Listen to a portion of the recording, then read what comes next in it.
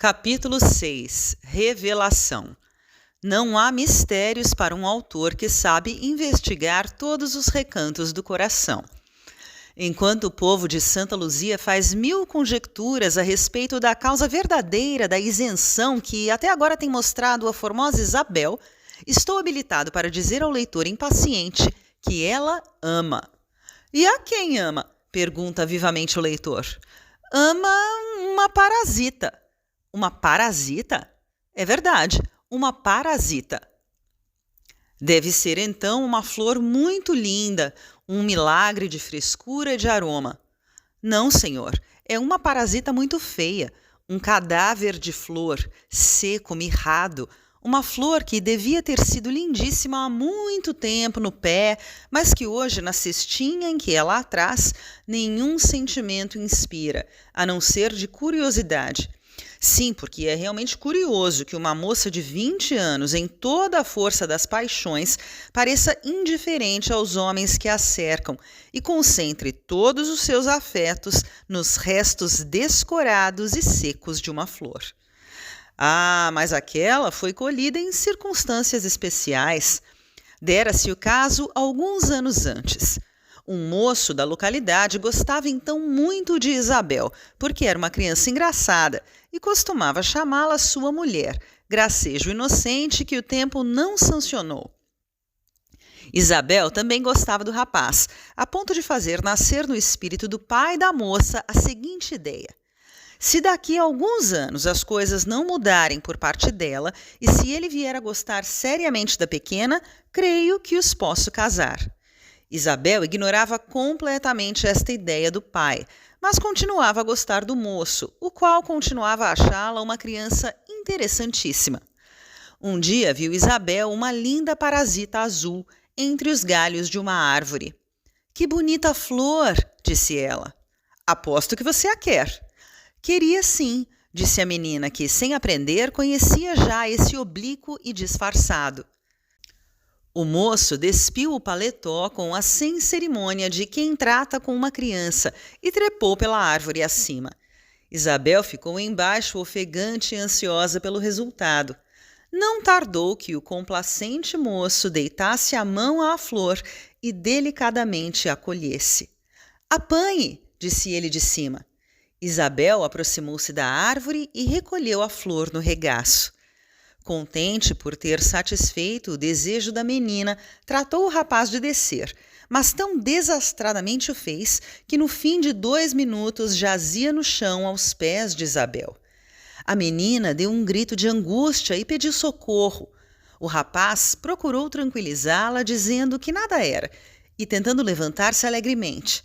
Levantou-se com efeito, com a camisa salpicada de sangue. Tinha ferido a cabeça. A ferida foi declarada leve.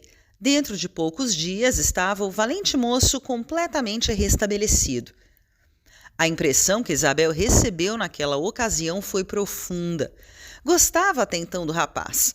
Daí em diante passou a adorá-lo. A flor que ele lhe colhera veio naturalmente a secar. Isabel guardou-a como se fora uma relíquia. Beijava todos os dias e, de certo tempo em diante, até chorava sobre ela. Uma espécie de culto supersticioso prendia o coração da moça àquela mirrada parasita. Não era ela, porém, tão mau coração que não ficasse vivamente impressionada quando soube da doença de Camilo. Fez indagar com assiduidade do estado do moço e 5 dias depois foi com o pai visitá-lo à fazenda do comendador. A simples visita da moça, se não curou o doente, deu em resultado consolá-lo e animá-lo. Viçaram-lhe algumas esperanças que já estavam mais secas e mirradas que a parasita cuja história acima narrei. "Quem sabe se não me amará agora?" pensou ele. Apenas ficou restabelecido, foi o seu primeiro cuidado ir à fazenda do Dr. Matos. O comendador quis acompanhá-lo. Não acharam em casa, estavam apenas a irmã e a filha. A irmã era uma pobre velha, que além desse achaque tinha mais 2. Era surda e gostava de política. A ocasião era boa. Enquanto a tia de Isabel confiscava a pessoa e a atenção do comendador, Camilo teve tempo de dar um golpe decisivo e rápido, dirigindo à moça estas palavras: agradeço-lhe a bondade que mostrou ao meu respeito durante a minha moléstia. Essa mesma bondade anima-me a pedir-lhe uma coisa a mais. Isabel franziu a testa. Reviveu-me uma esperança há dias, continuou Camilo, esperança que já estava morta. Será ilusão minha? Uma palavra sua, um gesto seu resolverá esta dúvida. Isabel ergueu os ombros. Não compreendo, disse ela. Compreende, disse Camilo em tom amargo, mas eu serei mais franco se o exige. Amo-a. Disse-lhe 1000 vezes, não fui atendido. Agora, porém... Camilo concluiria de boa vontade este pequeno discurso se tivesse diante de si a pessoa que ele desejava o ouvisse. Isabel, porém, não lhe deu tempo de chegar ao fim. Sem dizer palavra, sem fazer um gesto, atravessou a extensa varanda e foi sentar-se na outra extremidade, onde a velha tia punha à prova os excelentes pulmões do comendador. O desapontamento de Camilo estava além de toda a descrição. Pretextando um calor que não existia, saiu para tomar ar, e ora vagaroso, ora apressado, conforme triunfava nele a irritação ou o desânimo, o mísero pretendente deixou-se ir sem destino. Construiu 1000 planos de vingança, ideou 1000 maneiras de ir lançar-se aos pés da moça, rememorou todos os fatos que se haviam dado com ela, e ao cabo de uma longa hora chegou à triste conclusão de que estava tudo perdido. Nesse momento deu acordo de si. Estava ao pé de um riacho que atravessava a fazenda do Dr. Matos. O lugar era agreste e singularmente feito para a situação em que ele se achava. A uns 200 passos viu uma cabana, onde pareceu que alguém entoava uma cantiga do sertão. Importuna coisa é a felicidade alheia quando somos vítimas de algum infortúnio. Camilo sentiu-se ainda mais irritado e ingenuamente perguntou a si mesmo se alguém podia ser feliz estando ele com o coração a sangrar de desespero.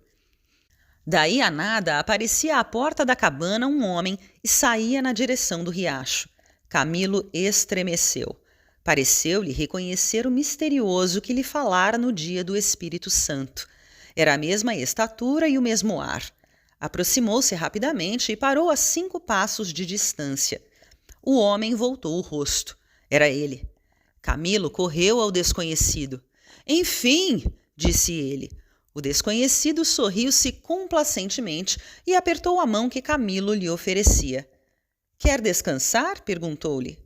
Não, respondeu o médico. Aqui mesmo ou mais longe, se lhe apraz, mas desde já, por favor, desejo que me explique as palavras que me disse outro dia na igreja. Novo sorriso do desconhecido. Então? Disse Camilo, vendo que o homem não respondia. Antes de mais nada, diga-me, gosta deveras da moça? Oh, muito. Jura que a faria feliz? Juro. Então ouça. O que vou contar a Vossa Senhoria é verdade, porque o soube por minha mulher, que foi mucama de Dona Isabel. É aquela que ali está. Camilo olhou para a porta da cabana e viu uma mulatinha alta e elegante, que olhava para ele com curiosidade. Agora, continuou o desconhecido, afastemo-nos um pouco, para que ela nos não ouça, porque eu não desejo venha saber-se de quem Vossa Senhoria ouviu essa história. Afastaram-se com efeito costeando o riacho. O desconhecido narrou então a Camilo toda a história da parasita e o culto que até então a moça voltava à flor já seca. Um leitor menos sagaz imagina que o namorado ouviu essa narração triste e abatido, mas o leitor que souber ler adivinha logo que a confidência do desconhecido despertou na alma de Camilo os mais incríveis sobressaltos de alegria. Aqui está o que há, disse o desconhecido ao concluir. Creio que Vossa Senhoria com isto pode saber em que terreno pisa. Oh, sim, sim, disse Camilo, sou amado, sou amado. Sabedor daquela novidade, ardia o médico por voltar a casa, donde saíra havia tanto tempo. Meteu a mão na algibeira, abriu a carteira e tirou uma nota de 20.000 réis. O serviço que me acaba de prestar é imenso, disse ele, não tem preço. Isto, porém, é apenas uma lembrança. Dizendo estas palavras, estendeu-lhe a nota. O desconhecido riu-se desdenhosamente, sem responder palavra. Depois estendeu a mão à nota que Camilo lhe oferecia e, com grande pasmo deste, atirou-a ao riacho. O fio d'água, que ia murmurando e saltando por cima das pedras, levou consigo o bilhete, de envolta com uma folha que o vento lhe levara também. Deste modo, disse o desconhecido, nem o senhor fica devendo um obséquio, nem eu recebo a paga dele. Não pense que eu tive intenção de servir a vossa senhoria, não.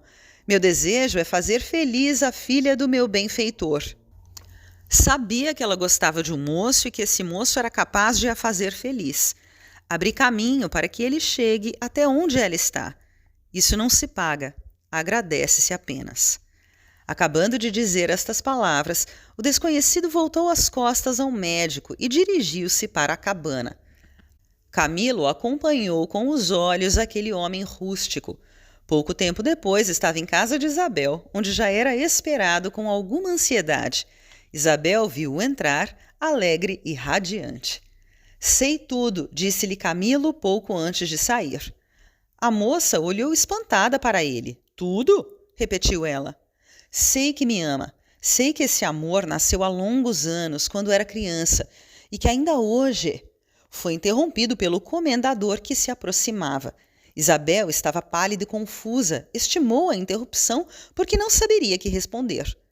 No dia seguinte, escreveu-lhe Camilo uma extensa carta apaixonada, invocando o amor que ela conservara no coração e pedindo-lhe que o fizesse feliz. 2 dias esperou Camilo a resposta da moça. Veio no 3º dia. Era breve e seca.